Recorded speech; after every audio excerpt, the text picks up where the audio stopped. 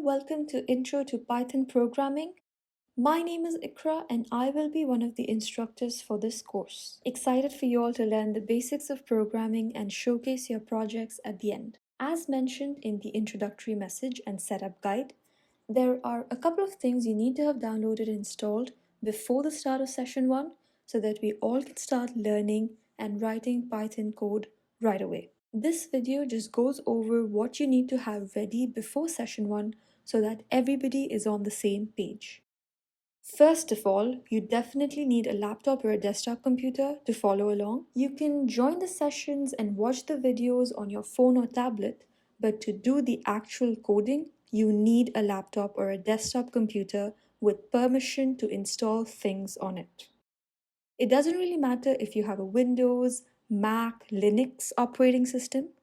I have a MacBook, so that is what I will be demoing the lessons and instructions on. But all the steps should be either exactly the same or very similar, regardless of your operating system. So once you're on the computer that you will be using for the rest of the course, you need to install two main things: Python, the programming language that we will be learning, and PyCharm CE, which is a coding editor that will help us to write, run, test our Python code. So to install Python, just go to Google, type Python 3 download, click on the first link that is by python.org. It'll take you to this landing page and automatically detect your operating system and suggest the latest version of Python download option. You click this yellow button and carry on with the installation process.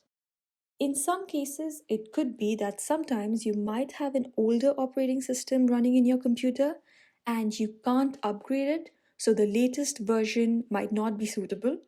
In that case, you have to manually search for an older version of Python that is compatible with your computer and download that. In order to do that, scroll down to this section that says looking for a specific release, where you have all the previous versions of Python listed along with the release date.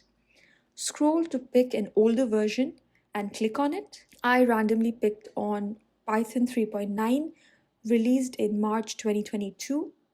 Again, scroll down to the file section and you have all the download files for that version of Python available. So the question is, which one do you pick? First, you need to filter for the operating system that suits you. So depending on if you're on a Windows or a Mac OS, you will pick that. In Windows, you have a lot more options. So you will have to look at the file size and pick the one that has the highest number. In our example, it is the one with 27 MB on it, which is the Windows installer 64-bit.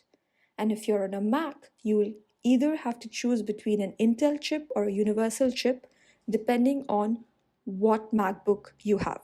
You click on that link and your download will start as normal, and then you go ahead with the normal installation process. Now, once you have downloaded Python from this website, you need to check if you have installed it properly in your computer. To check if that's been done properly, open Command Prompt on Windows or Terminal if you're on a Mac and type this command: Python space hyphen version, and click enter.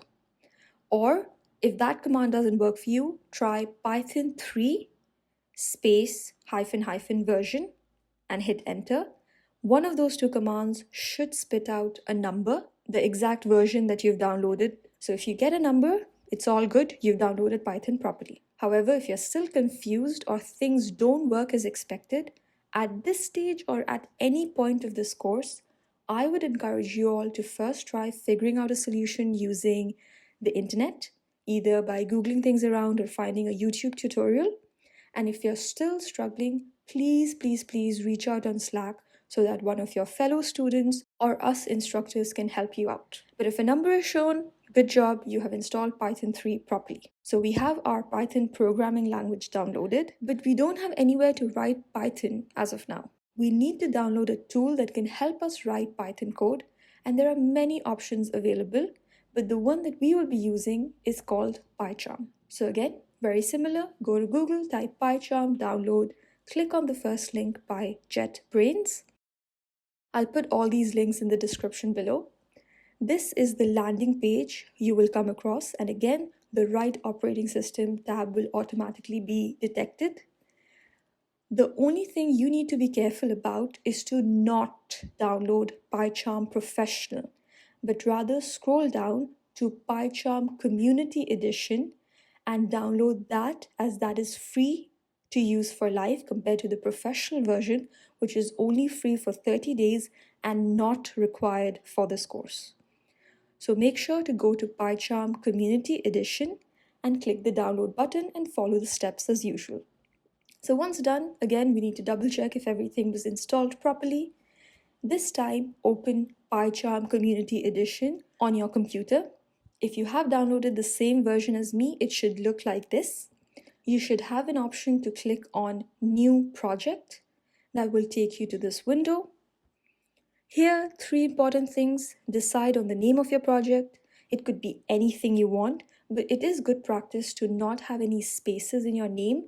So either use a dash or capital letter between different words, but you can pick whatever project name you want. Once you have chosen the name of your project, choose the location. For me, it has chosen desktop as a default option, but you can change it to a different location in your computer by clicking on this folder icon and navigating to whatever you want. I want to keep it as desktop, so I'll leave it as it is.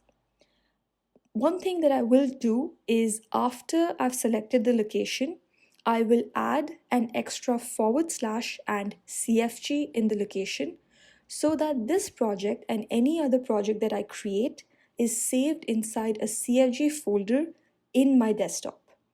This is an optional step and more for file management, so you can skip this if you like. Lastly, you need to make sure the Python version you installed is selected.